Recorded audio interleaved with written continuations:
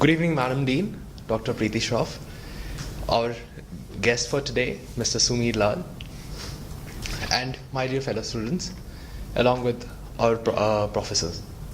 We welcome you all today for the special session of our speaker, Mr. Sumir Lal. Sumir Lal is Director for External and Corporate Relations at the World Bank, Washington, D.C.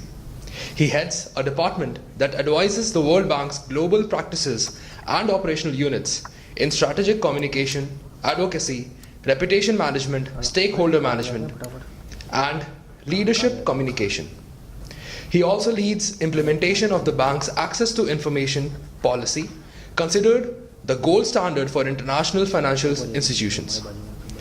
Mr. Sumir has a special interest in the politics of development and on matters related to governance, right to information, and stakeholder engagement.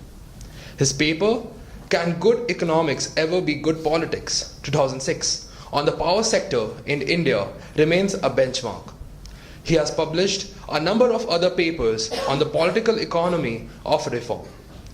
Mr. Sumir has previously been the bank's manager for operations communications, its head of internal communications, and its external affairs advisor for India. Prior to joining World Bank, Mr. Sumir was an award-winning journalist in India. He was deputy editor of the Telegraph, Kolkata, from 1993 to 1998, and associate editor of the Hindustan Times, Delhi, from 1998 to 2000. During his journalism career, he reported and commented on Indian and South Asian politics, conflict, and development issues. Mr. Sumir holds an advanced degree in public policy from Johns Hopkins University's School of Advanced International Studies. Please give a huge round of applause and welcome our chief guest for today. World Bank is, because it's in understanding what the World Bank is, you'll understand why we do the kinds of communication that we do. So, the World Bank is a cooperative. It's in many ways no different from the kind of cooperative you might hear of in a women's self-help group, where all the members are the group and they contribute money and then they lend the money back to themselves.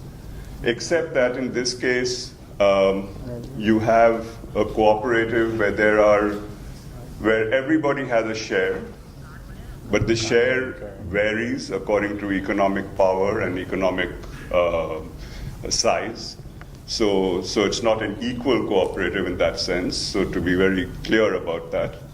And secondly, not everybody borrows. So there are a set of, so we are owned by 189 governments, but of them a good 60 or 70 don't need to borrow. They are developed, they're rich, they don't need the money from us. So we are a development bank who work in the developing countries, but we have borrower owners and we have non-borrowing owners. As you can see, the US is the biggest, so it obviously is the most influential. At the time that the World Bank was created along with the IMF, and at the end of World War II, it was essentially the victors of World War II who got together to try and set up systems for the post-war world, and that's when the IMF got created, and the UN got created, and the World Bank got created. And of course, they were the ones writing the rules because they were the winners. So the US, with that 16% that it owns, is a very important. It's 16 for a reason, because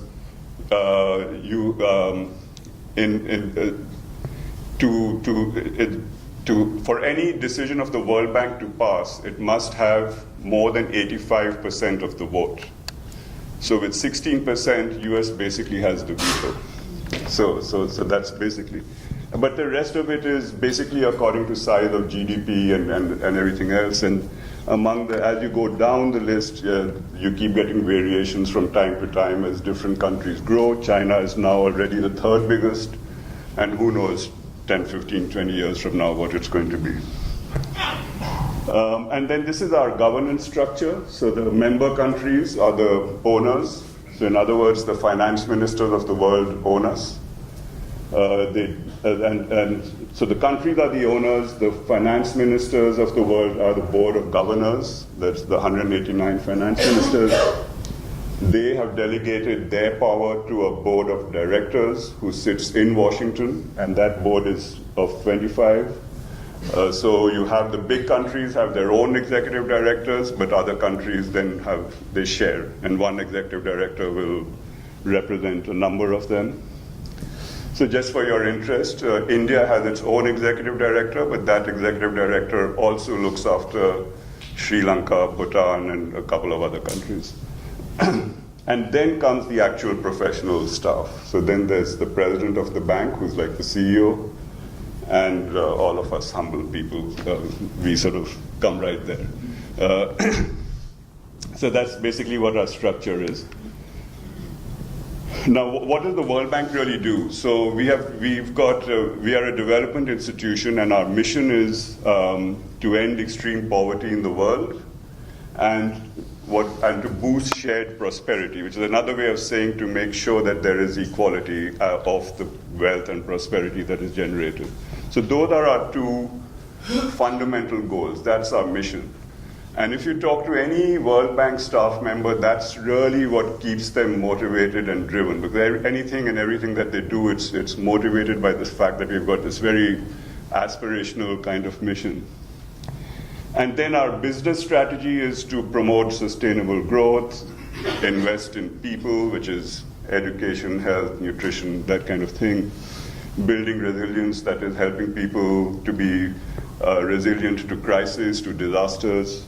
We are organized into 5 institutions. So when you say the World Bank, you're basically talking about 2 institutions, the IBRD and IDA. So IBRD is the International Bank for Reconstruction and Development, and IDA is the International Development Association. So the 2 of them are basically 2 different pots of money, but the same staff that implements it. So that's why the 2 together are the World Bank.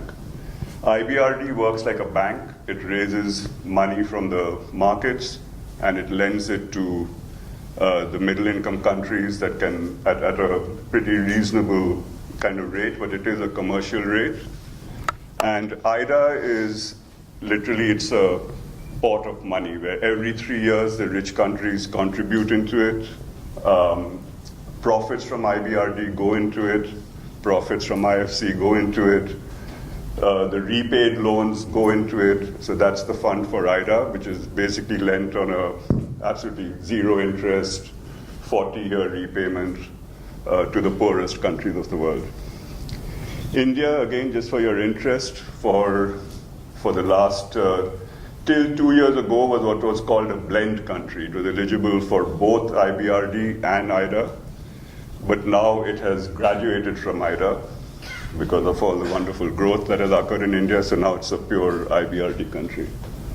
IFC is the group that lends basically to the private sector in developing countries.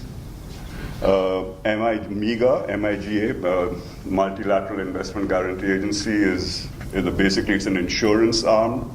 So it provides what's called political risk insurance to folks who are investing in really anywhere in the developing world where there is a risk of conflict, violence, regime change, a coup, or civil war or something, and the investor needs to be covered in some way. So they provide that kind of insurance as a way of encouraging investment into this country. So that's why they provide the insurance.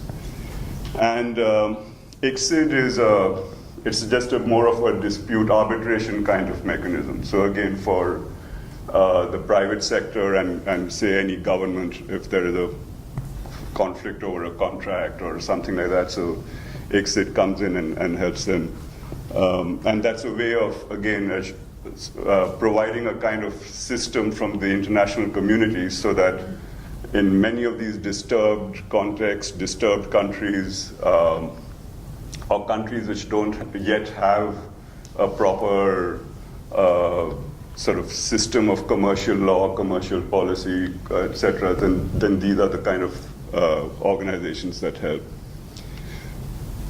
We are 12,000 staff. We come from 170 countries. One of the most fascinating things about working for the bank is that any meeting you go into and you look around the table, all your colleagues will be from different countries, speaking different accents. It's in fact, one of the best parts of working in the bank.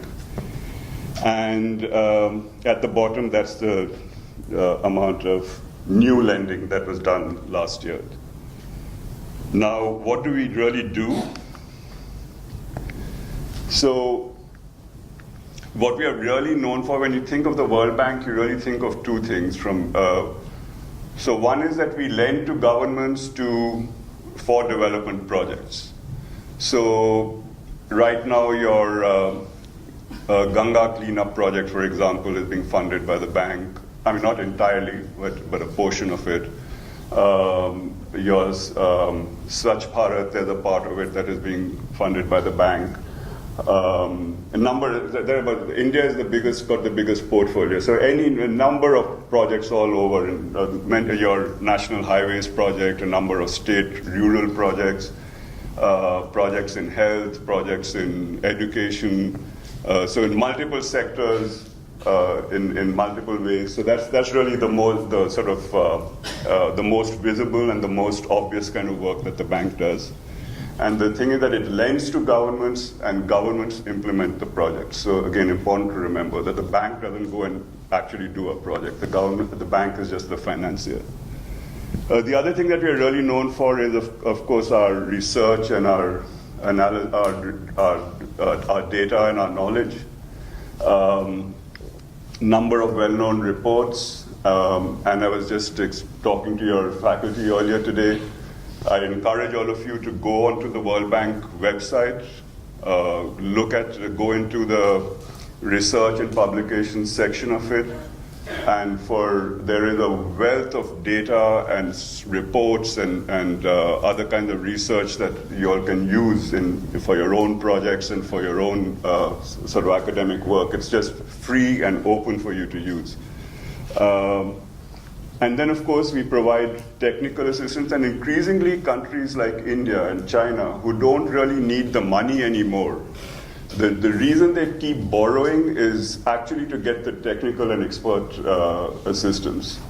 And this could be on everything from what sort of policies are most appropriate for a particular problem, what did Brazil do to solve a particular problem that we in India can do, or what is it that India is doing that some African country can learn from. So it's that kind of both knowledge transfer as well as actual expert technical assistance that the bank provides, and which is increasingly becoming the most important reason why countries want to have this relationship with the bank.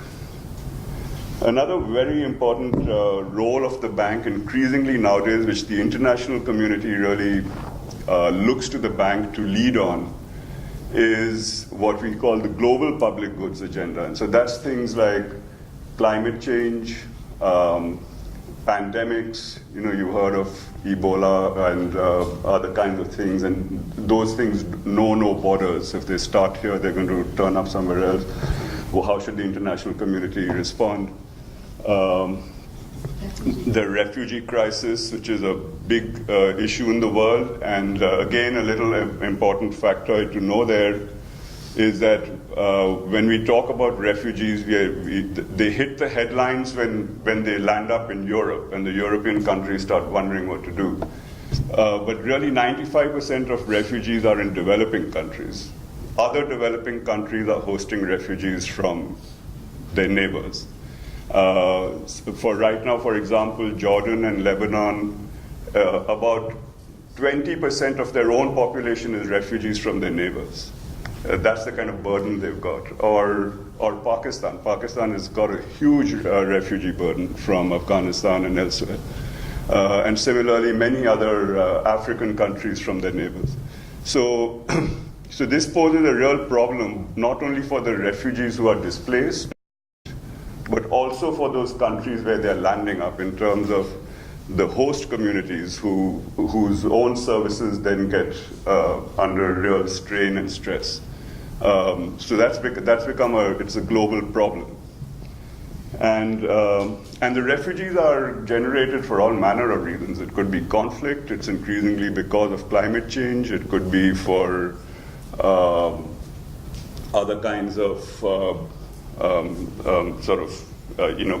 push and pull political reasons, whatever it is. But it's a growing problem for the world. And then the other thing that the bank does, which is a very intangible thing, is convene people to promote development. So, for example, when we talk about climate change and mitigation for climate change, where is that money going to come from? And who? So you need to have, of course, you need to have the governments involved, you need to have the international institutions involved, you need to have the private sector involved, you need to have the big international NGOs involved. You need to have increasingly the rich foundations, which are often sitting on bigger budgets than even the banks. And you need to have them all thinking and doing and sort of coordinating and aligning at international, at the top leadership levels, and then percolating down to the operational level. So the bank very often is the convener and is the sort of the player that people look to, including the top leadership of the world. So when the G20 or the G7 gets together and takes certain decisions, they then look to the bank to now, okay, run with this. So that's the other very big role that we play. So now that you've got this background of what we do and who we are, so now we can start thinking of who are our stakeholders. And the point I really want to make is that when we talk about communication, you must never communicate into the wild. You don't just get out with a megaphone and start sort of blasting about who you are and what you do. In fact, a point I want to make is that there is no such thing as the general public. Just have that in mind. You always have to know who you're communicating with and why you're communicating with them. And you have to have a very clear sense of why that particular set of people is important for you to be in touch with. So in our case, as it's our shareholders, obviously, and in any company, even in the private sector, the first thing they would say is that our shareholders are the most important people. So in our case, the shareholders, as I'd explained, are our governments of the world, the borrowers and the non-borrowers. They're two different sets, two different perspectives that they bring, often in conflict and contradiction to each other, but we have to live with that. Our staff, again, even in the private sector, you will hear that employees are increasingly a very important stakeholder group, because especially nowadays, an organization really can't get its sort of moral authority if its employees are not behind it, and if the employees are not mobilized behind what the CEO is wanting to do. So increasingly, staff are a very critical stakeholder group. Then our partners, and by partners I mean the other multilateral banks, the other donor agencies, the other big all the other big players in development with whom we have to coordinate. We have to both compete and coordinate, but they are our peer group, and so obviously they are our big stakeholders. We then have our implementing entities. So these are the four. So these are now coming into the borrowing countries, the organizations that are actually borrowing and then implementing the project. So to give you an example, when India borrows from the bank, the Ministry of Finance in India is the borrower, but the implementing agency may be the Gujarat State, whatever, Roadways Corporation or something, depending on what the project is. So those entities are obviously, because they're the ones who actually do the work on the ground. So they're a very critical stakeholder group for us, because how they do or don't do is in the end going to impact on our reputation and on our effectiveness. Then, of course, not to forget that there are at the center of everything is the people for whom we are working. We are talking about removing poverty, we are talking about development. So the communities themselves, which I've divided into three, it's the beneficiaries of our projects, that's an obvious group. It's the people who are adversely affected by development projects. So development is not an easy business. And we were having a conversation earlier today that you might have a project where everyone would say it's a great idea to do this project. And a simple example is, let's build a road from point A to point B, or let's have an airport in this city that is being developed. Or let's build a hospital somewhere. So the project itself is perfectly okay, but then when you start actually implementing it, that road has to run through somebody's land, right? You're going to displace some people. The airport might have an environmental impact, and the example we spoke about was the airport in Cochin, just now, this week. Great example. Everyone agrees having an airport in Cochin is a great idea, right? But why has that airport got flooded? Because when they built it, they built a runway over the natural path that a particular rivulet was taking. So they basically blocked the natural drainage of the area. Now, if previously some proper environmental studies and other things had been done, that kind of thing would have been anticipated and sort of been mitigated in some way. So any project has a set of folks who are affected one way or another. And if they are affected adversely, then that's a very critical stakeholder group for us, as we being, let's say, we had nothing to do with Cochin, by the way, but I just gave that as an example.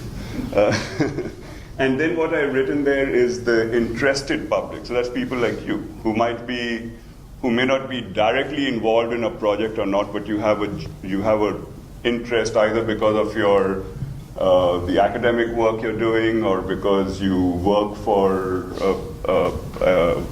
an NGO that works in a particular sector, or you're working for a private company that's hoping to get a contract out of some project, or just as an interested citizen. So there are folks who are interested in the work we do, and who in a way legitimize what we are doing because they're interested in what we do. So that's our interested public.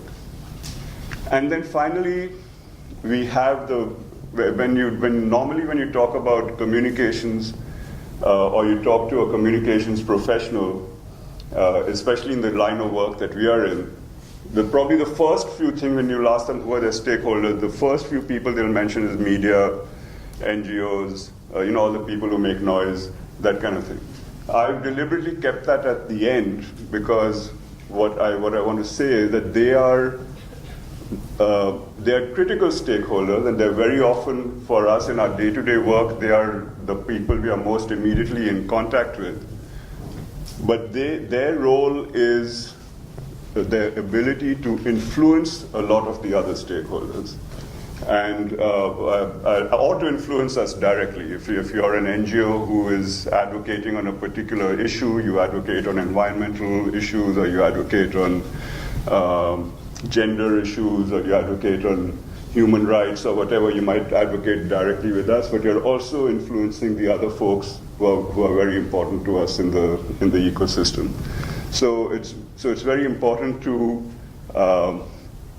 see this as a kind of strategic map of who are your, so in this case, the World Bank, who are its critical stakeholders? Why is it important for the bank to be aware of them and engaged with them? And how do they also influence each other?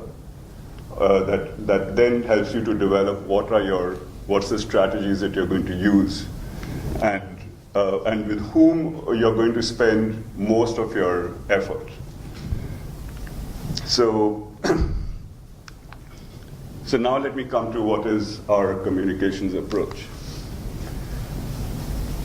So the three big goals, one would say, is to, that the World Bank being the institution that it is, are a fundamental sort of requirement for us from the communications point of view is to ensure that there is support, not just for the World Bank itself, but for development work in general, politically and financially. Now, what do I mean by that? It means that we want to ensure that governments around the world are ready to keep investing in development, that the other big players, the foundations, the big private sector, etc., are sort of aligned. Because if that political and financial support goes, the whole business that we are in goes. So that's absolutely critical. And right now we are in a very fraught kind of period of time, because in the West, especially since the economic crisis of 2008, there is a sort of pushback in those countries among the public, among their taxpayers, about supporting international aid in general. You know, I mean, what are our governments doing sending money to these foreigners? There are big enough problems at home, and that began as a kind of pressure on governments. Now those kinds of pressures have themselves become the governments. So it's a difficult time for us, and for those of us who do communication in the World Bank, maintaining those relationships, making sure that the counter pressure that doing development is a good thing, and it's good for doing development here is good for the countries there, is a very big part of the job that we do. The second is enhancing and protecting our own reputation, so that we are seen to be the international community's player of choice. So here I want to just take a minute to talk about reputation. And can anyone just generally give me a sense of a definition of what reputation is? Anyone wants to take a try? When we use the word reputation, yeah? Be a brand or a company's image in front of its clients or its consumers, or in front of the target population in general. Okay. And so reputation is something, your goodwill which you have built over the years by working hard, whatever, it's actually your brand equity that you have built over the years by working in whatever sector you are working. But is it the same thing as brand, or is it different from brand? It could be for the brand as well, but it could be in the broader sense as well. It could be apart from the brand, the work you have done, in basic sense of goodwill that you have generated over the years. Yeah. The credibility that a product or an entity that builds, which helps a person decide whether to engage with that particular entity and if they will deliver what they're promising. Yeah, I think all of you have got it. So the reputation is absolutely critical, because the reputation is what gives you your basic, what's called your social license to operate. Without having that goodwill or that credibility, you're not going to get the space to operate. Your reputation is your calling card. That's what opens the doors for you. That's what enables you to work.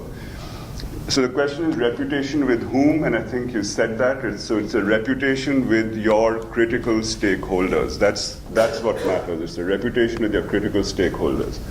And in my mind, it's a little different from brand, because I think brand is what, to put it very simplistically, brand is what are the values and the aspirations that you are projecting about your product, which you want your consumers or your clients to sort of relate to. reputation in some ways is what they are thinking of you and what their perspective of you is, and that's absolutely critical that you have to maintain. And it sort of encompasses brand, but it's more than brand.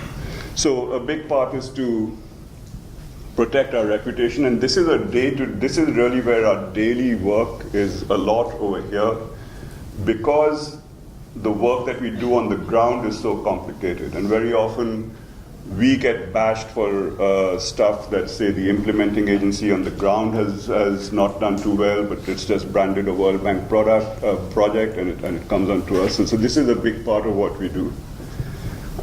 And then finally, we through our research, through our knowledge, through the data that we generate, just making sure that the ideas about development are staying current, that we are learning from the experiences of the world, and that the discourse is continuing in the way it should be. Now, the way these three things happen, so this is what you could say that why is this the communication goal? This is basically the business goal. I mean, this is the president of the World Bank's goals. So just making myself distinct as a communications professional. So what's my role here then? So my role is to sustain those relationships so that we can drive these three things. And that's very often, that's very important to remember, that's what the real role of communications is. So just to give you a sense of how we are organized, given that those are our goals. So if you just look at the left column first, those are the kinds of things that we do on a day-to-day basis in order to maintain those, in order to achieve those goals. And on the right is the sort of how we are organized in our organization. So we have a corporate communications department which does most of the media relations. It manages our digital presence, it manages our websites. It is the one that gets active when there's a crisis. We have what we call an international affairs department. This is the one that really works with the donors, with the other multilateral banks, with the G20, with the G7, maintaining those relationships. We have an engagement and partnerships group, which is the one that manages the relationships with the civil society organizations, with parliamentarians, which runs our campaigns and in general sort of engages with different constituencies, youth constituencies and so on. Communications for the operations, so that's my department. That's where we are working directly with our operational practices and sort of guiding them in their as they go about doing their work. And then the regional communications, which is the country-based. So we have communications set up in all our regional country offices. We have a big team in Delhi, for example, and wherever else we are based, working in the local sort of, doing all of that, but at the local level. And then we have an issues and risk management team that is doing the kind of preventing of crises and managing of crises, which I'll talk a little bit more about. So that's just to give you a sense of how we are set up as communications. So what do we do? So as I said, so this is what our international affairs department really does, that one of the big things that we as the communications profession of the bank that we have to ensure is that for the international community, we remain the first choice. Now that is not just because it's sort of we feel good about being the first choice, but we also have this sort of, you could call it actually a sort of vain view, but probably a correct view that the international community needs an organization like the World Bank, which can operate globally and which can bring all those different players together and can leverage all the different sort of strains of both finance and partners required for development work. But it's not. But we can't just sit back and assume that we will always remain that because of the politics of our shareholders. So as their politics changes, we have to stay on top of that. And one of our biggest achievements from about 6 months ago, less than that, in April, so 4 months ago, is that despite the current political climate in Washington and elsewhere, we were able to convince our shareholders to give us a capital increase. So they've actually increased our capital base, which means they've put in money because they own us.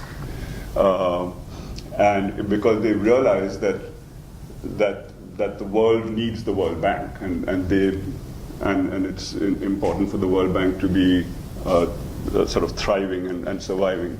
But it happens because of a lot of day-to-day work that our teams do with the governments there, with the people in the U.S. Congress, with the European parliaments, with the Japan and other big countries from the donating side, who are convinced because of the work that our folks do. And what is the work that they're doing? It's a combination of demonstrating through the work on the ground that happens in the developing countries that when you put in your money, this is the impact it has, here's the result, this is for you to see. And also mobilizing other folks to deliver the same message. So that's what the stakeholder engagement is. So it's not just blasting out press releases and running an ad campaign in the paper. It's sort of sleeves rolled up kind of engagement work. So where the person in the foundation could also be the one who calls up the congressman on the Hill and says, listen, you better vote this way or that way because it's important that you support the World Bank. Or it could be the head of a big international NGO who might otherwise criticize us on some policy issue, but would still nevertheless talk to somebody important in one of those governments to say that, we need this institution and we need American leadership of this institution, or whatever it is, appeal to them in whatever form it is, so that they continue to support us. Then obviously digital and social is a big chunk of it, and that's the way to really reach globally, in a global way, to reach out to those interested publics that I mentioned. And it's because of that engagement at that kind of scale that that in turn has the influence back on our shareholders and back on our other stakeholders, because they know that there is a vast population of informed citizens out there across the world who see this organization as a credible source of either information or data or whatever it is, or whatever reason that the people are coming. So we take a lot of care about our digital presence. There's a vast number of people involved in maintaining it,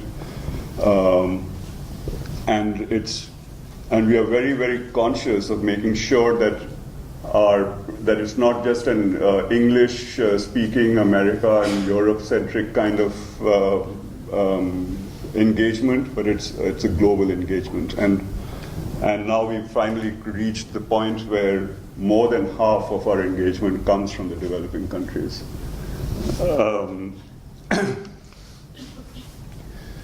Another big thing that we've done as part of this engagement is to really make a lot of strides on being as transparent as possible. And here are again some numbers of the kinds of what's just available if you were to just start searching our website. And what we've done in this case is that we've put these out.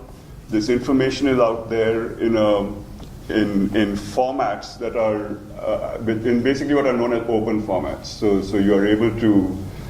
you're free to use them, you're free to download them, you're free to manipulate them, you're free to use the data and the reports in whatever way you require for your purposes. A lot of actually apps developers use our data to develop their apps, and you'll get apps in some country or the other on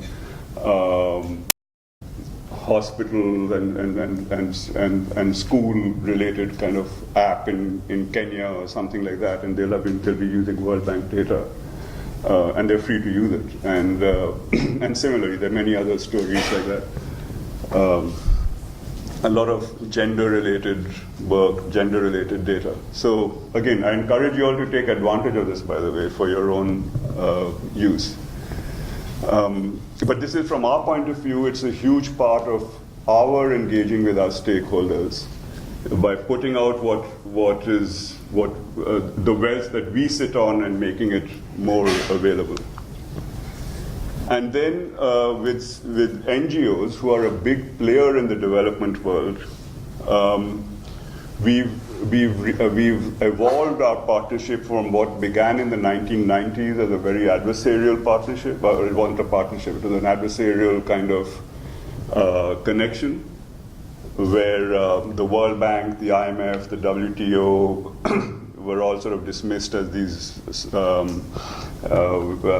sort of malevolent sort of forces of globalization and the rest of it. But in the last 15 to 20 years, we've developed a kind of, we've been so sort of outgoing in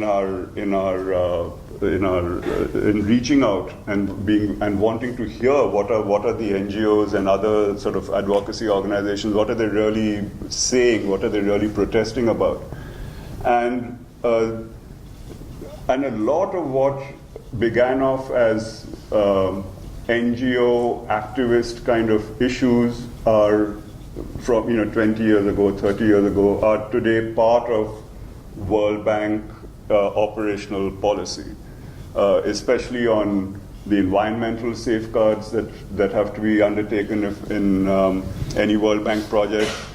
And now increasingly, because we were sort of a laggard, but thanks to the constant pressure from the NGOs, but as well as our willingness to hear them, we've revised and updated what our projects have to do in social matters. So whether it's with respect to, so if there is a World Bank funded road project, for example, from place A to place B, there are all sorts of provisions about how are you to manage the impact on the local communities, how are you going to manage, what are the gender perspectives you've got to look at, how are you going to manage the impact on indigenous populations, what's the kind of stakeholder consultation that the implementing agency has to do, what kind of code of conduct must the contractor's labor follow, and so on and so forth. So there is a whole set of, and it's all because of pressure from the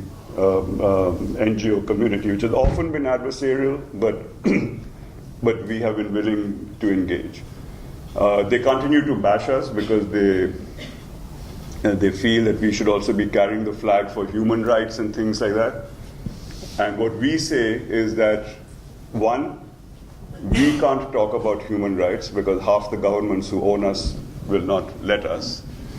But in what we do is, what is human rights in practice, that we incorporate into each of our projects. So each of our projects will ensure that there is participation, that there is a grievance redress system, that there is no discrimination of any sort on any ground for of whatever the project benefits are, and there's a transparency requirement. So within the bubble of our project, we will push for whatever is human rights in practice. But we are not going to be the policeman to the government of China and say, hey, you better get your human rights sorted out. And that's not the role that the international community has given us. That's the role the international community has given to the UN, not to us. So, but the NGOs still bash us because they think that maybe by bashing us, we'll bash the government. So anyway, but that's part of what we live with. But the main thing is that we've got a fairly, I would say, constructive conversation, a dialogue going on even with our strongest critics. I spoke about reputations, and so a big part of our job, so all that I spoke about so far is what we do proactively in terms of talking with our donors, talking with our other stakeholders, talking with the civil society, engaging with citizens at large.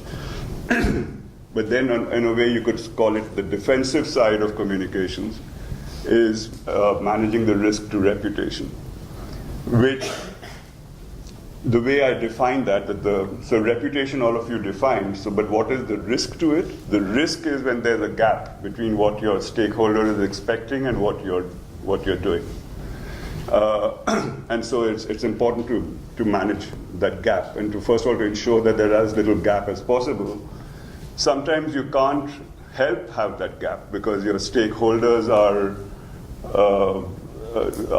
in our case for sure, our stakeholders are often in opposition to each other. So the government of India wants a particular project, but NGO X, Y, and Z thinks it's a terrible project. So and then it's bashing us all over the place. So how are we going to manage it? So sometimes you can't avoid that risk. And so you have to have a system by which you number one, are making sure that you're anticipating what those risks are when you go into a project. Number two, when having anticipated those risks, you are taking on board whatever is worth taking on board, and then designing accordingly. And that's why the importance of consultation and engagement. And then you have to be ready then to take the flak. But it's an informed decision that you're going to take the flak. Now, in 95% of the cases, that's how it works. So let me put it this way, that in 90% of the cases, it works, everything goes well. In 5% of the cases, it doesn't go well, but it's from a reputational point of view, but it's an informed decision that yes, we are going to take the flak because all things considered, we still think it's a good project to do. And then there is that 5%, the remaining 5% when stuff happens. And I'll come back to this slide, but let me talk about first this one. Yeah, and this is my last slide. So the most important thing about crisis management is to not have the crisis, right? So that's where that earlier slide of reputation management comes in, that what you're really doing is engaging with your stakeholders in such a way that to a large extent you are preempting the crisis, or you have got enough warning signals so that you're not surprised when the crisis happens. A crisis really is when you get surprised, because and if you get surprised, then that's really bad management, in my view. But anyway, it does happen. And so what we have got in our system, when you saw the kind of the way we are organized, that when a crisis happens, our regional teams, because it will be in some country or the other that the thing has emerged from, and our corporate team, and then my team, depending on which of the technical practices that particular project is from, will get together along with our operational side, and depending on what the severity of the crisis is, it'll get escalated up the ladder. And very often it goes right up to the president and to the folks below him. And then but that's when you call in your relationships. So and the best way to handle the crisis is, I would say that there are two ways in which you would handle it. The first is that if there is something really seriously wrong that you've done, or there is a real flaw in the project, then don't hide it and don't spin it. Then admit it. If you are guilty, say you're guilty. And then you go into what are you going to do to resolve whatever has happened there. And just since I'm running out of time, just a very quick example. We had a road project in a particular African country, which I'm not naming, where years into the project there was this blow up because the contractors, laborers had basically infiltrated the local communities, and there had been cases of gender-related violence and teenage pregnancies and increase in prostitution with underage women, etc. It was the worst kind of reputational crisis that an organization like the bank could face. And what we did was that, of course, now we could have taken a very legalistic thing and said, oh, it wasn't us, it's just the contractor and the government, and we are just here providing the money. But we said no. So the president personally issued a statement pleading, not pleading, but just basically saying this was wrong, this was bad, we should not have allowed it. And that there are lessons for us here. We are going to look at what was our supervision that went wrong, why didn't we spot it earlier, and what can we do now. And then we worked actually with NGOs. The very NGOs who complained, we worked with them to first of all make sure that the people, the actual sort of victims of this were reached out to, were rehabilitated, were given whatever support they needed. And then we've in fact completely transformed the training and practices for our own staff. We've made it into policy, and we've now made it a clause into all contracts so any company that takes a World Bank contract to build a road or whatever has a provision now where they have to address these sorts of issues, prevent and address. So that's, I would say, the best way to deal with a crisis. The second way to deal with a crisis is that you have to have existing relationships in the media, in civil society, with whoever your stakeholders are, that goodwill that you built up, so that they will still stand by you even when the crisis occurs. And I skipped over this slide, which I can talk to during the question time, about the kinds of different organizations we have, to which members of the public can complain. And that's part of the way we consider ourselves to be accountable. And these are all independent of bank management. So inspection panel is if you feel that a particular project has personally harmed you because you didn't get the compensation, or it went past your house and has now disturbed you or whatever. Integrity vice presidencies for corruption and fraud if you see that happening. And then the rest are the compliance and advisory is the IFC's version of the inspection panel, and the other two are independent internal organizations that we have. So maybe I'll stop there so that we can get some questions. Thank you.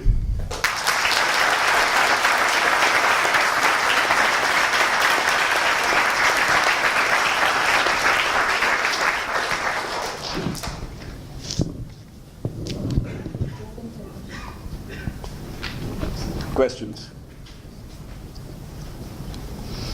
Yeah. Good evening, sir. My question is slightly opinionated and subjective in nature. I apologize for that in advance. I wanted to ask that how involved do you think an organization like the World Bank should be in the implementation and usage of the funds that it is providing in terms of policy requirements in the borrowing countries? I'm especially referring to the structural adjustment norms that the World Bank pushed in 1991 in India, with special reference to liberalization and what some call neoliberalism.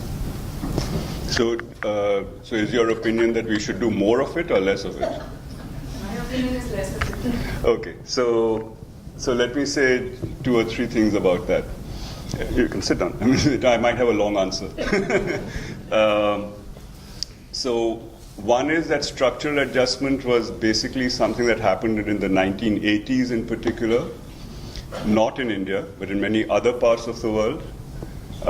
And it was a kind of IMF and World Bank together kind of thing. It was known as the Washington Consensus. And that really came to bite back, particularly after the Asian crisis of 1997. And the bank, for sure, definitely learned its lessons from then. And even structural adjustment is a bad word even within the bank now. The 1991 India reforms, it's important for everyone to know, is it got triggered by the crisis that occurred in 1991, and the IMF had to come in with a big loan. But the reforms were already in place. There was reforms were going on in a kind of piecemeal kind of way all through the 1980s, which is why they could happen when they did. That crisis was the opportunity that the government of India took. So and if you go into, as you saw from when you read out my piece, I've done a lot of work on politics of reform. So very often, reform is opportunistic. There are reformers waiting in the system, and then they have to wait for a moment when they can do it, because otherwise the vested interests are too strong. So always be proud that the India reform was an Indian reform. And of course, you can, if you study that period, you'll find that there are elements in 1991 which are Washington consensus that India did not do. It did not open its capital account. It did not do several other things. They did what they wanted to do. So that's that. Now coming back to your basic question, so the bank is a lender. So when you borrow money from your bank to buy your two-wheeler or a car or a house, it puts certain conditions for two reasons. One is that it needs to make sure that the money is spent for the purpose it was meant for. And second, it needs to make sure it's going to recover back the money, or in our case, where we are not in that sense, a profit-making organization, but we are still accountable to all those folks who gave us the money. So those two things are very important. The third thing that you could say we impose conditions, which makes our borrowers very, very irritated with us, is the environmental and social things that I spoke about, which civil society itself asks us to impose. So yes, we do have conditions, but they are conditions that we can, that are basically, in our view, are good development practice. And that's the way I would put it. And the other thing to always remember is that a country is not compelled to take a loan if it doesn't like the conditions. So it's not like the bank has got a gun to the country's head and is saying that. Yeah. The World Bank has the country members that it has lenders and borrowers. So why does a country like US lends money to the World Bank, despite knowing the fact that a country like China, who in PPP terms is a bigger economy than the US itself, will be borrowing the money? You asked a question that Mr. Trump would give you 3 beers for. That's the question. Because that's the question he himself has asked, and the answer to that is it's a very interesting answer to that, and the answer to that is it's a geostrategic answer. The answer is that if the US is to back out of the World Bank, who will take over?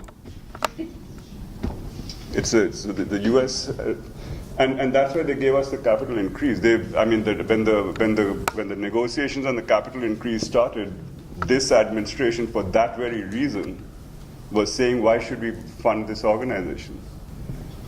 But then from a strategic leadership sense, they realize that if they back out of these global institutions, they are going to be diminishing their own leadership and be leaving the space for others. And the others, it's a very obvious other who is right now going to come. Now, if you take the geopolitics out, there's another question as to why does China borrow from the bank to begin with? And you could say the same about India. You could say the same about Mexico. You could say the same about Turkey. You could say many of Brazil. Why do these countries even borrow from the bank? And the reason they borrow from the bank is for all those those three, when I showed you the slide about what we do and what our goals are, they borrow for those reasons. They want our technical assistance, they want our advice, they want our global knowledge, they want. The way Brazil learns from India is through the bank. The way India learns from China is through the bank. The way China learns from Mexico is through the bank. So the bank plays a very important, knowledge transferring role across the world in development. And the Chinese actually are very strategic in the way they use the bank, because they will literally say that we are going to have this project, 90% of the money is ours, 10% is yours, but you tell us, you design it for us, you tell us how it works best, you teach our people. And India is learning to do the same now. So that's why these countries they've all realized that they all have a common interest in the institution.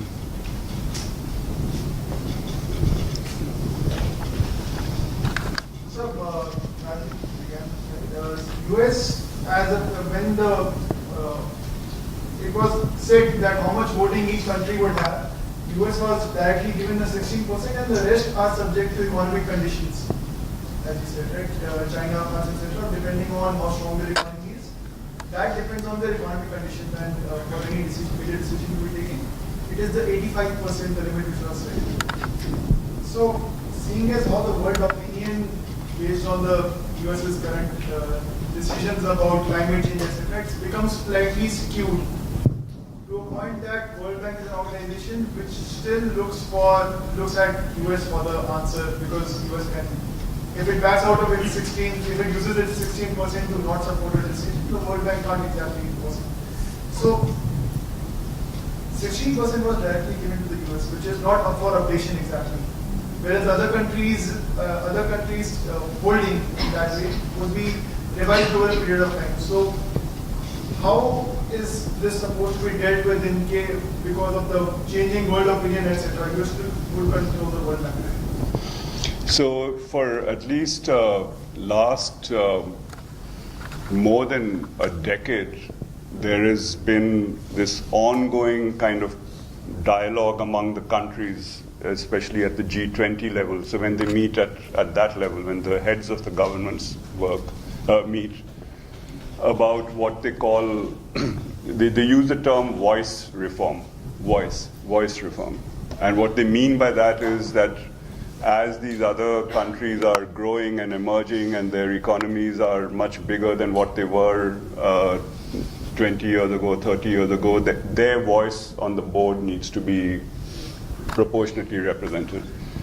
So that's a kind of ongoing negotiation. There's no end to it. It just goes on, and every now and then an actual tinkering takes place, which is why during this capital increase itself, the Chinese share went up. Right now, the state of the world economy is such that when you do this kind of tinkering, it's actually the European countries who are overrepresented in terms of their size of their economy. So they are the ones who have to give up their share. The US is still worth its 16%. Yeah, it's still worth it, meaning it's still big enough to control that. So the real thing is that which of the European countries will reduce its shares so that China or Saudi Arabia or any of these others can get what is proportionate to them. So that's a kind of ongoing negotiation. Now, of course,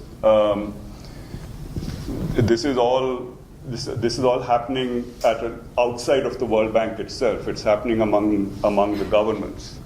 So when some governments are not happy with the pace at which the World Bank is changing, they are setting up their own banks.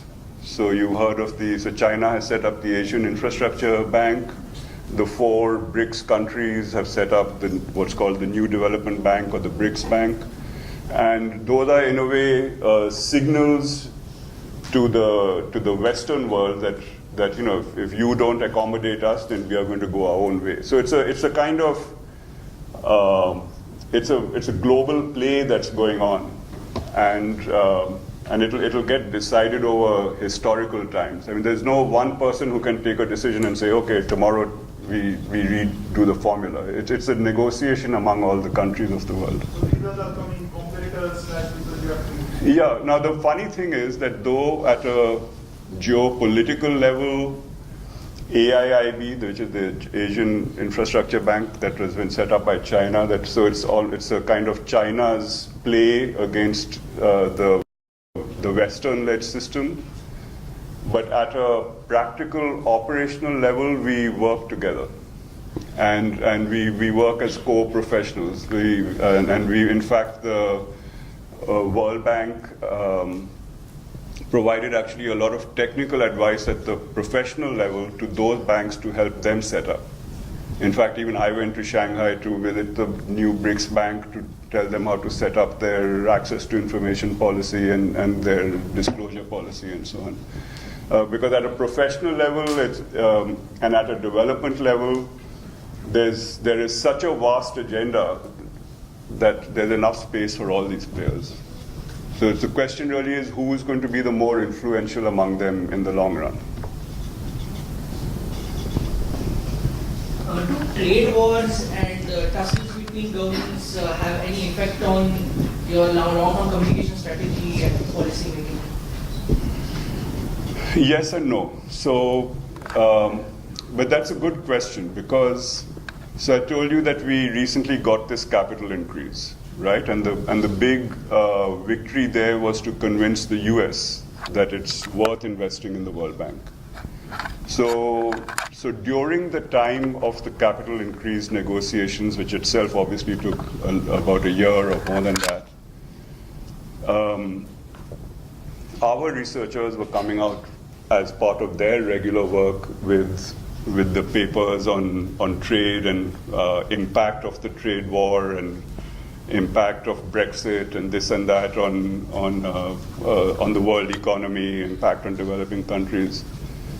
And between the president's office and we on the communication side, we had to tell them that just take it easy. This is not the right time to publish this because whatever you're saying might be absolutely right, but at this point in time, when this delicate negotiation is going on, you don't want, the president of the U.S. or the secretary of the Treasury to say, sorry, this is what you're saying about us, we are not going to give you the money. So sometimes, you do have to play it tactically. Now, of course, our trade researchers were very, very angry. They felt that this is censorship and we are sort of undermining their intellectual integrity and this and that. And all we were saying is that it's just a question of timing. And don't publish now, but publish once we've got it, then you publish it. So in that sense, yes, it affects. But it affects in a larger sense, in the sense of what is the work that we would do. So, for example, if let's say there is an actual trade war and tariffs go up, and that is going to have an effect on developing countries, even if it's two giants fighting there, but it's going to have an effect on supply chains and this and that, which the developing countries are involved in.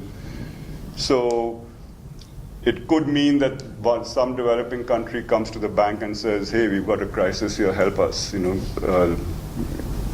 what is an option that we have? I was selling these sorts of goods to China, but it no longer needs it, or there's a block now, develop some other industry. So it would have an effect on our work in that sense.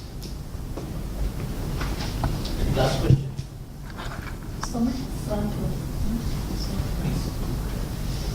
Good evening, sir. So, the World Bank has stakeholders from different countries and different cultural backgrounds, and a mere with which it has to sustain relationships for which communication is required.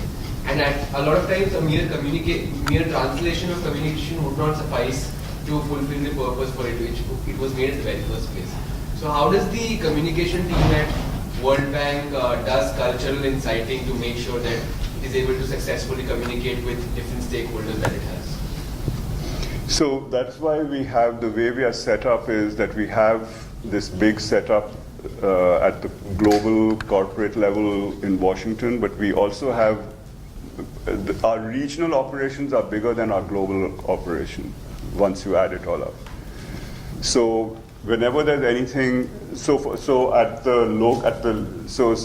say in India, the India country office is the front of all the communication. Now, if there is something that is coming from Washington, from the global side, it's one of our big global reports, or it's one of those things, then what we do is that we have a sort of global communication package, but then each region customizes it for itself. So the South Asia region will customize it for itself, the Latin America region will customize it for itself, and so on. And then every country office is also free to then translate it, and so that's how we do it.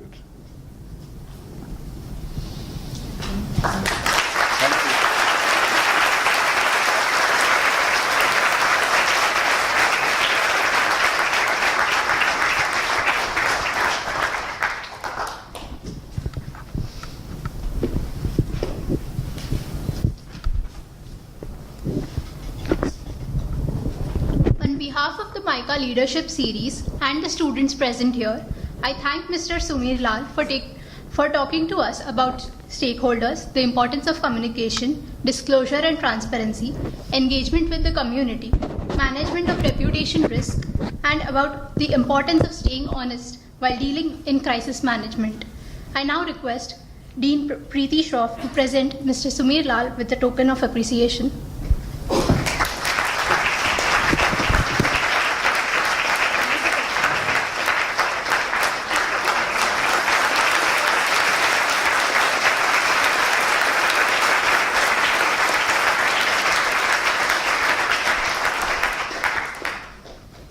Thank you all.